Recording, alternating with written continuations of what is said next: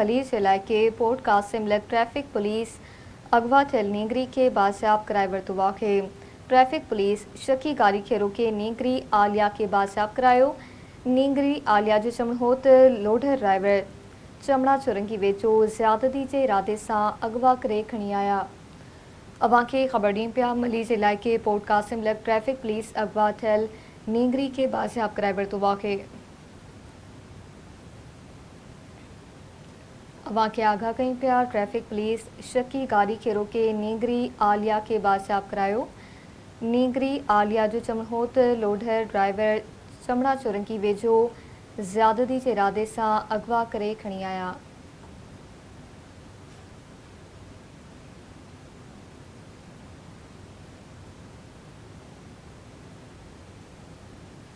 मलीर इलाइक़े पोर्ट कासिम लग traffic police अगवा थियल नींगरी के बाज़ियाब कराए वरितो आहे।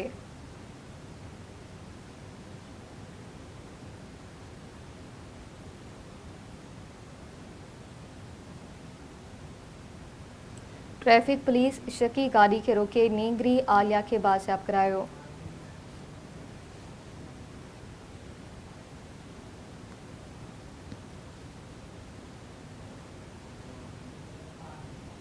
मलीर मां तफ़सील मलकंदासीं Sindh TV news reporter Mir Zulfiqar Khan. जी मीर ज़ुल्फ़कार आगाह कजो।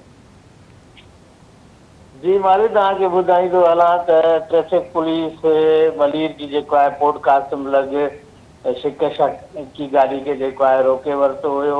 ट्रैफिक कानून जे तहत जेको आहे उन भञ कड़ी कई हुई त उन दौरान जेको आहे उन गाॾी मां हिकिड़ी नींगरी जेका आहे जंहिंजी उमिरि 10-12 साल आहे आलिया उनजो नालो ॿुधायो थो वञे। उहा चमड़ा चोरंगी जी रहवासी उहा उन मां जेको आहे बाज़ियाब थी आहे ऐं पुलिस उन नींगरी खे बाज़ियाब कराए वरितो आहे। ड्राइवर जो चवणु आहे त इहा नींगरी चमड़ा चोरंगी ते रोई रही हुई।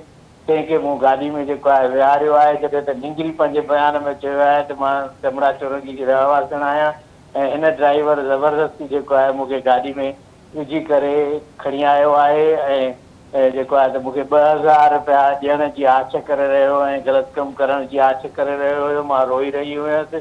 पुलिस खे ॾिसंदे हीउ जेको आहे मूंखे लिकाईंदो रहियो आहे चमड़ा चोरंगी खां।